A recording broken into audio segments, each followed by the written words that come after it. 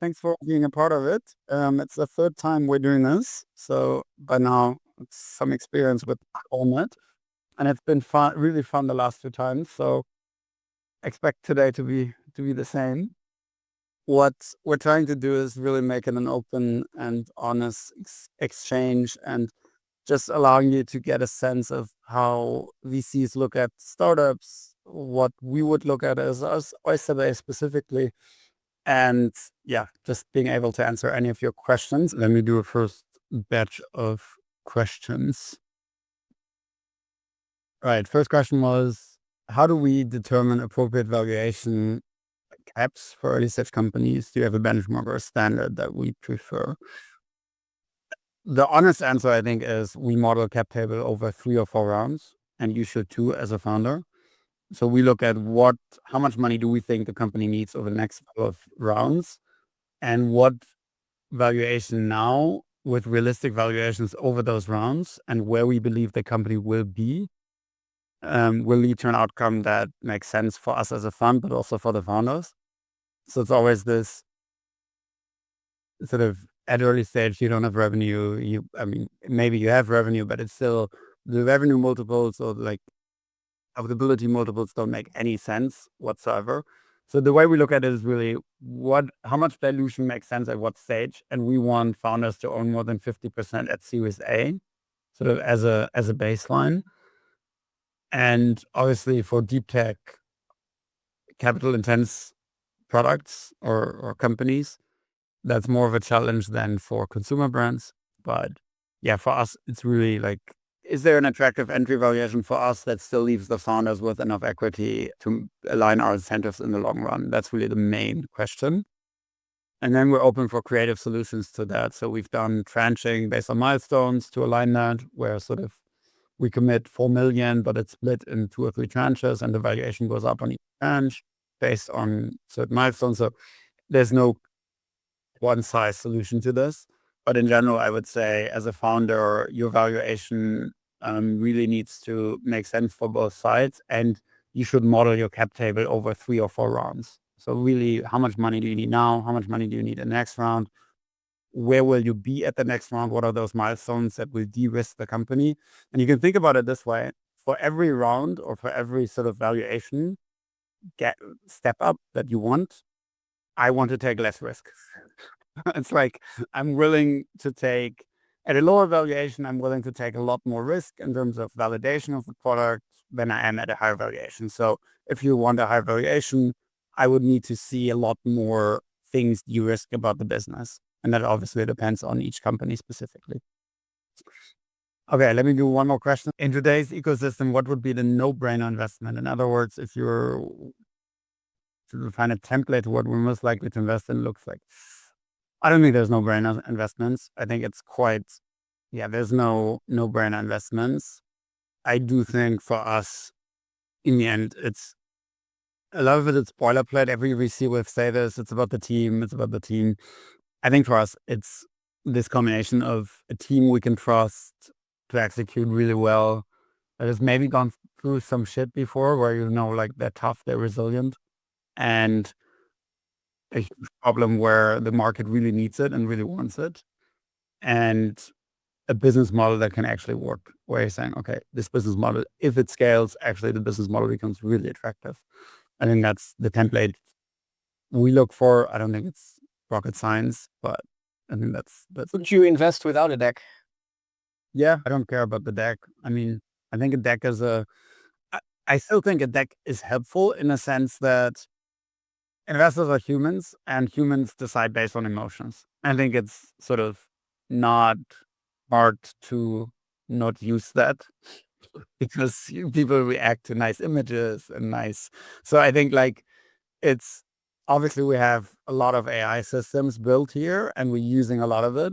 But in the end, the conviction on something is based on like it's personal conviction, right? And that's usually on you as a person. And like you need to stand out to build that momentum where people want to invest, and then you can ideally build a competitive round. So that's sort of the goal, obviously, is like you should have 3, 4, 5 investors wanting to invest in you. And the question is, how do you get there? And you don't need a deck these days to do. Usually not, maybe not, but for some investors you still do. So it's like a bit of a like, we don't need a deck, but maybe there's some other investor you're not getting into your funnel. If I just look at it from the founder's perspective, because they still want to see a deck. So I would say build a deck because it's, yeah. And also it's just a signal of, this is why a deck's useful. It's a signal of the quality of your work. It's just like how much thought is in the storyline, how well is it crafted, is actually showing us how well do you work on some. But yeah, personally, I like one pages a lot because that's in the end what I would write internally as well, right? So it sort of just makes my life a lot easier. All right. Also, let's, instead of me reading the question, like I'm just going to name people going forward and then you can ask your own question because I think that makes it much easier than me reading them. All right. Shuam Saini, your question is next. You want to ask it yourself? Hey, Felix. Yeah, thanks. So basically, we are into inspections. I think we don't fit exactly into this space in the food, but I was very curious. And we have one of the customers in Hamburg. They are using our tool to inspect avocados and bananas coming from Peru and Chile. Yeah, they get all the containers in Hamburg and they pull out some of the pallets and they do the inspection. So all the IoT data, temperature, the banana and avocados, they are good. It gets into the app.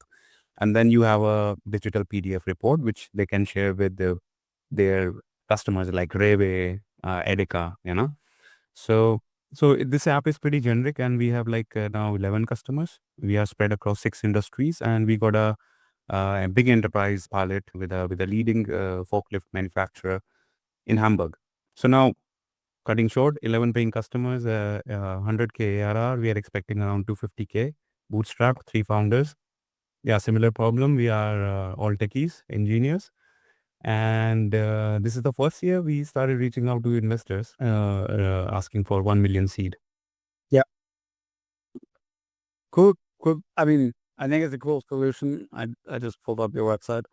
I think making this, it sort of goes back to a bit what I said earlier about like, can you make the problem very clear where it's like everybody needs inspections. It's something that's like every industry has these requirements. There's no good solutions, I assume, besides what you're doing. And showing that your solutions is so much better, so much more practical, integrates into every system, da, da, da, da. And then if you can get enough pilots with big corporates where you can just showcase, they're testing it in one warehouse or they're testing it here and there, but sort of you can see the path where you can say it's one pilot, but this customer, I don't know, is Amazon's. They have like that's sort of, if you have those kind of pilots, you get a lot of credibility and investors will like that a lot, I would say. And I think that's sort of what you would want to show. I would challenge you on, you need to be venture funded. Could also be really nice business that stays bootstrapped. You have good ARR. If you have good ARR growth and you don't need to invest too much in growth because it grows organically, then it might be worth not venture funding this and just keeping control 100% and running this yourself. If you do take venture money, then it means, okay, hire a sales team, run this full speed ahead, obviously full scale as quickly as possible. And then the question is, who do we exit this to? Or who do you exit this to? I think you need a good answer for that because this is a play where most people will have no idea who to sell this to. Is it someone like TÜV Nord? Who buys this, right? So I think that's worth spending some time on and having a good answer for. But yeah, otherwise, actually, this is in our scope. So if you want to talk, I'm happy to also talk in person on this. I think something we've looked at quite a bit is like, how do we make this whole supply chain more transparent, more digital, smarter? Something we're quite interested in. Yeah. Walter Ross, there's more question in here. Yes, thank you. That Walt with Space Milk, and we're a consumer brand with a new category of better, cleaner protein. I wanted to ask, for a consumer brand like your investment in Oatly, what are metrics you'd like to see for retention on a first time order or a customer journey? Yeah. That's a good question. The reason I'm hesitating in that is because it really depends on what purchase frequency you would have on this product in terms of how the cohorts should look. So I can tell you how we would analyze it, and then you can sort of, it's not as easy as an answer as saying like this percentage repurchase rate, right? Because I think it makes sense to be quite nuanced about it. And if you're a pet food company with a monthly subscription, it probably looks different from, I don't know. I can't come up with a very contrarian example to that right now in my head. But yeah, if it's like a one-off, I don't know, yoga mats or something, I don't know, then it's probably very different retention from something like pet food. I don't know if you want to hear it, but I tasted your product. I had a bit of a taste issue with it, but happy to take that offline. But the packaging I liked a lot. So I think the retention question, the way we analyze it is we always look at the actual cohort data and then we benchmark it across similar products that we have seen. And so, yeah, I don't have it top of my head for like protein products or sort of supplements, if you want to broaden the category a bit and say general sort of supplements. But yeah, I think cohort data and then it's lifetime value to customer acquisition as a super simple metric, and then something like 3-to-1, 4-to-1, depending on your margins, would be a good benchmark to hit, I think. Yeah. All right. Moving on, Valentin Grabmeier. Yeah, so we are a hardware startup turning food waste of the hospitality sector into energy and fertilizer on site. And we now have a opportunity to have a strategic investor in our round. As we have a further capital demand, what would be something we should keep in mind to be still open for VCs? Like, do you see any concerns about the seed round then? Yeah, lots of concerns, but it's not a hard, I mean, having a strategic actually is a lot of validation. So it is positive in general that they're interested because it does show like usually strategics actually, because it's corporates, there's a lot of cover your ass. So they have to do a lot of due diligence. It's like, it doesn't mean it's a great, like, it just means at least there's something there in your company. That's how we read it, because otherwise strategic wouldn't be interested. It means you have substance. And I think that's usually a good signal. So I think I would see it as a super strong positive signal as a first step. And then the most important thing is that they don't have any rights, which makes it very tough to negotiate, right? Because obviously as a strategic, they want to invest because it's strategic for them. And so they want to have rights of first refusals. They want to have the optionality of purchasing majorities, blah, blah, blah. So just be very, very cautious with the governance side and making sure, I mean, you can give them a pro rata right. You could even give them a right of first refusal on an exit, but it needs to be structured very, very cleanly that they cannot block anything, that it's sort of ideally set up in a way where, yeah, you can still go and raise. I would say the question is, have you structured it in a way that if, let's say, the strategic is Pepsi, could you still sell it to Coke? I think that's a good mental model, like in your mind, to say like, would Coke still be interested in buying the whole company in the end if Pepsi is a strategic? And usually the answer is no. So I think that's a sort of, if in your industry there's Pepsi and Coke, and you make the decision now to go with one of them, you're probably excluding the other. So I think that's my answer. 20% is a lot. I think I would try to get them in, but more at like a 10%. So they're not the biggest investor. They're part of the round. They can feel included, but they're not like, they're not your biggest investor. I think that's something that's also a signal. But yeah, also cool what you do. Actually, interesting topic. All right. Then we have Philip Clement. Your question was around ESOP. You wanna expand? Sure. I don't know if there's much expanding, just like thinking about how best you set up the ESOP pool. If the goal is rather to have a super incentivized, with a lot of skin in the game, of course there's a seeding at some point, right? So, but if the goal is to keep the organization rather lean? Is there a certain maximum you think for your taste there should be? I personally gave 30% of my company as an ESOP in my previous company. And I think it's a super strong signal if you do. I don't mind it. Quite to the contrary. I think it's good. I think most investors don't. That's my own opinion. You're saying most investors do mind. Yeah, what most investors working 30% is too much. I think it's great. I think if you can actually, it really depends. Like ESOP is one of the most underused management tools that I see in companies. Most companies have it because the investors say they should have it, and then they have 10%. And some people have ESOP, but they actually don't know what it's for and what ESOP stands for and what it means. I think if you use ESOP right, it's a huge lever to actually build a company culture where people are highly aligned, as you said, incentivized with the company, feel like an owner, and actually act differently. But that means you actually need to like make sure your team knows what does it mean and how can they actually make money off of this in the long term. So making sure that it's actually not just something on paper or digitally, but that it's actually meaningful comes down more to how you manage it. And it's less about, is it 30% or 25%, but more about the actual, not even the legal implementation, but like the strategic and cultural implementation. Like, are you talking about it with your team? Does your team understand it? Does it feel real to them that they're actually a real part owner of the company? And are they included in key decisions? I think those are much more important than the actual percentages in leveraging ESOP really well for what you're trying to do. And then I think it's not a red flag for any investor. It's just unusual if it's high, and people will ask, like, why are you doing this? And then you just need to showcase that it has actually enabled you to hire amazing people and that they're super incentivized. And then most investors will like it, actually, I think.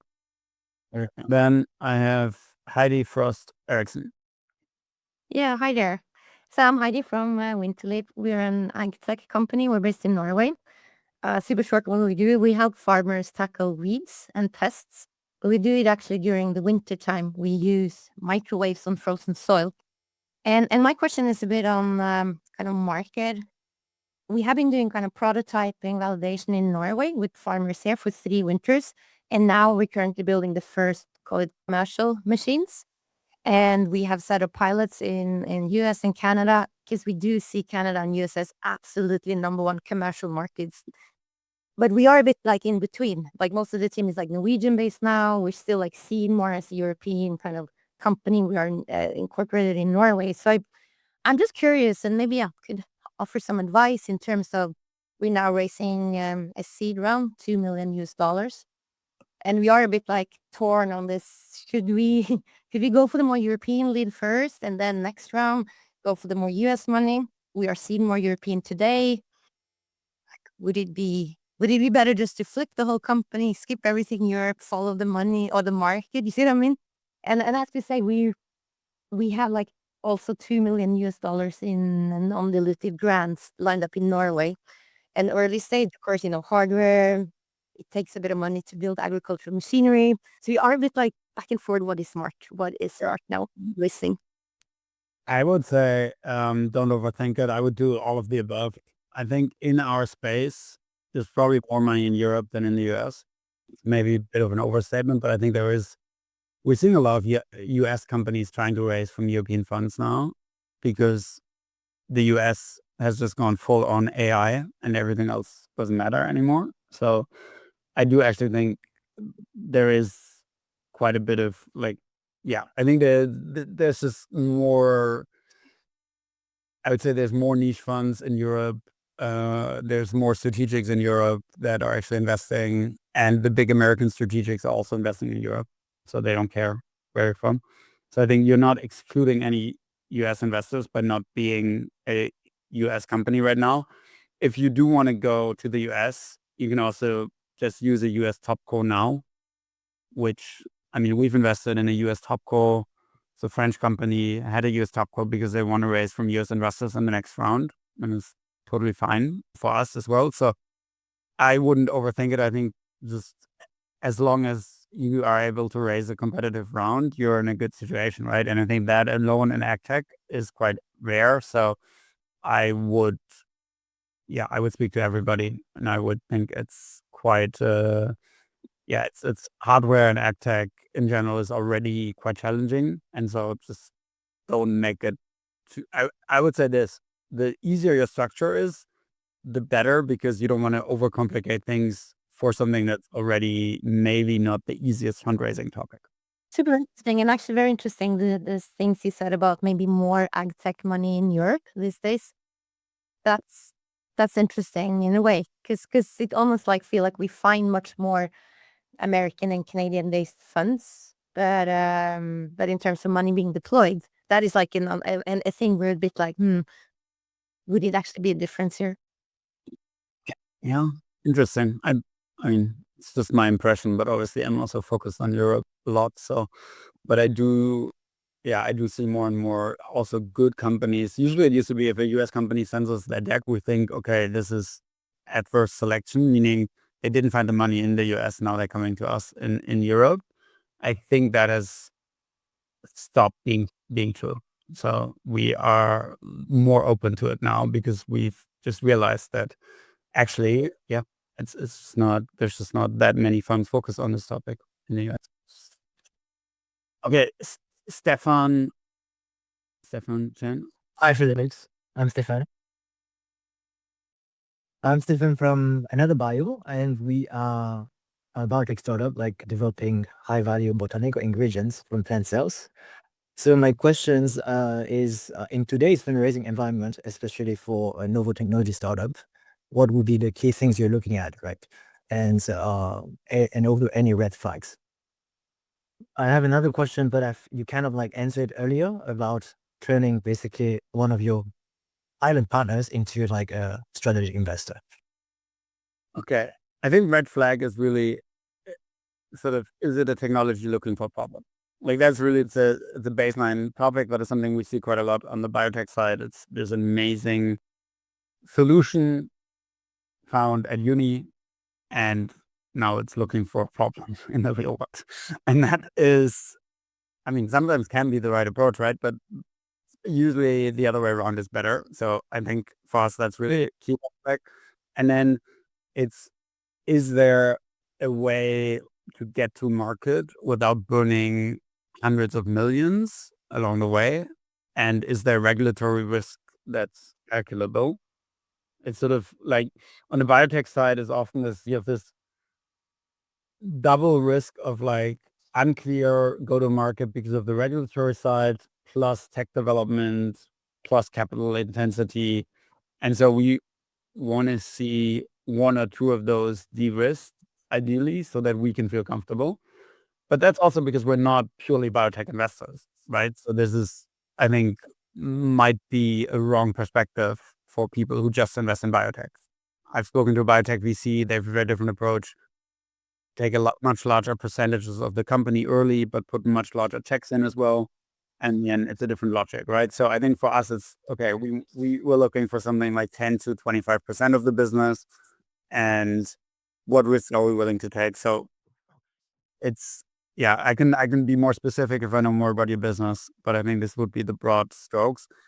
And then on the other question, I think if it's any useful for them, they will consider investing anyways, right? Like it's like if you're solving one of their core business problems.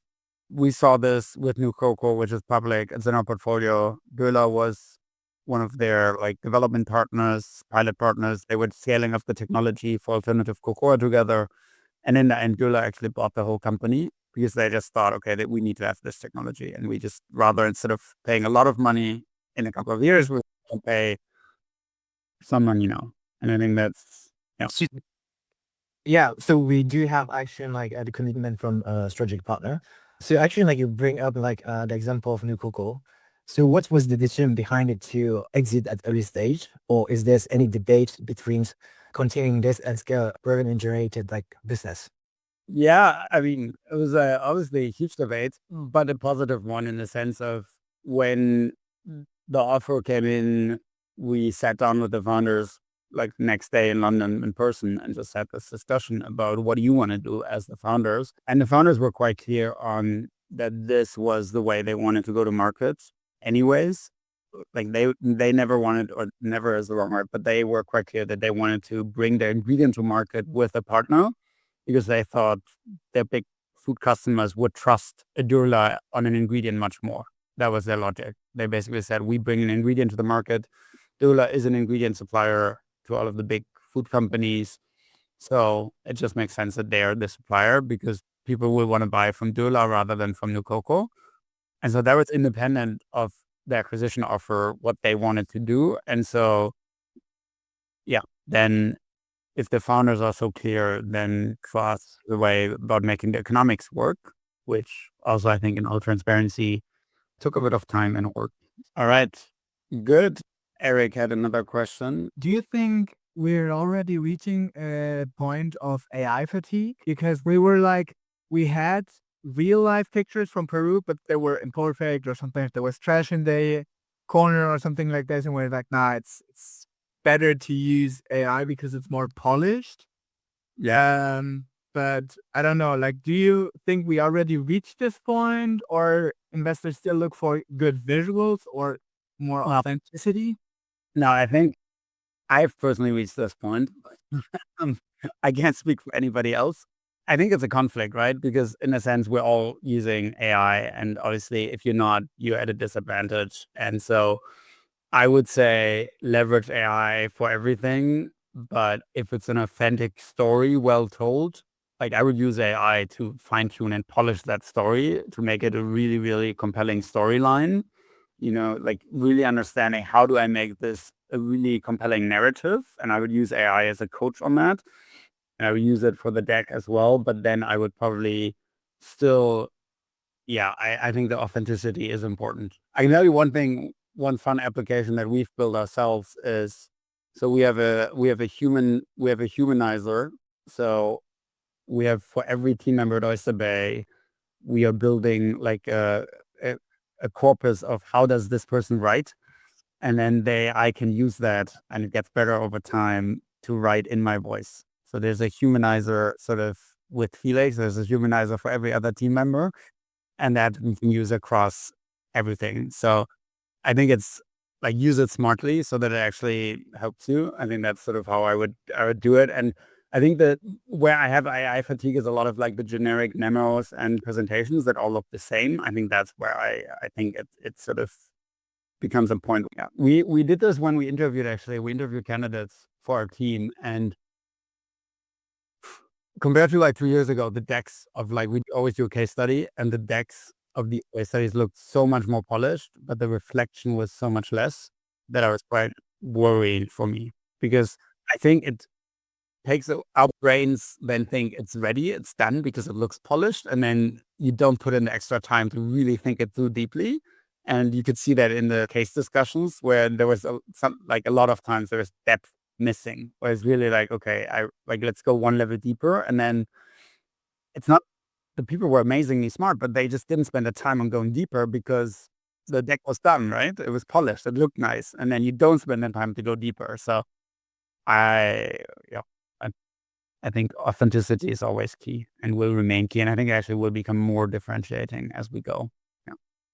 All right, last couple of minutes. Any final questions, things that are burning on your mind? I'm happy to just open this up. Maybe Kate, you start because you haven't spoken. It's quite a general question, so I'm not sure that you're going to be able to answer it in just 2 minutes, but I'm interested to know if you think that within Europe, the sort of positioning of AI native businesses, so, things that weren't possible before and are therefore now exponentially growing, the rate of growth that those companies are able to achieve, is that affecting how people are seeing rates of growth in maybe other more traditional industries like manufacturing or food? Yes, I think so. And I think it's affecting two things, right? I would say it's sucking up a lot of the capital. So it's basically becoming, if you look at recent venture investments, right, it's a huge part of the market. It's just AI. And so I think that's will become a problem for a lot of founders in other categories. And I think that's somewhat worrying. And I think in terms of rates of growth, for sure, the benchmark has been reset. I think that's for sure. What used to be exceptional growth now is probably average.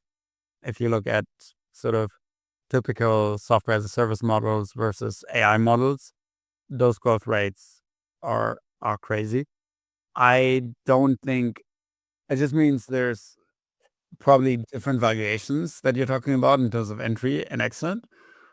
And it's probably healthy. Like probably a lot of the software companies, public equity stocks were also overvalued and now they're undervalued. And so like, I think sort of it's a reset that might not be bad in the long term. And also, obviously, the real question, and this more general question, how much of it will actually have substance and how much of it will not work out?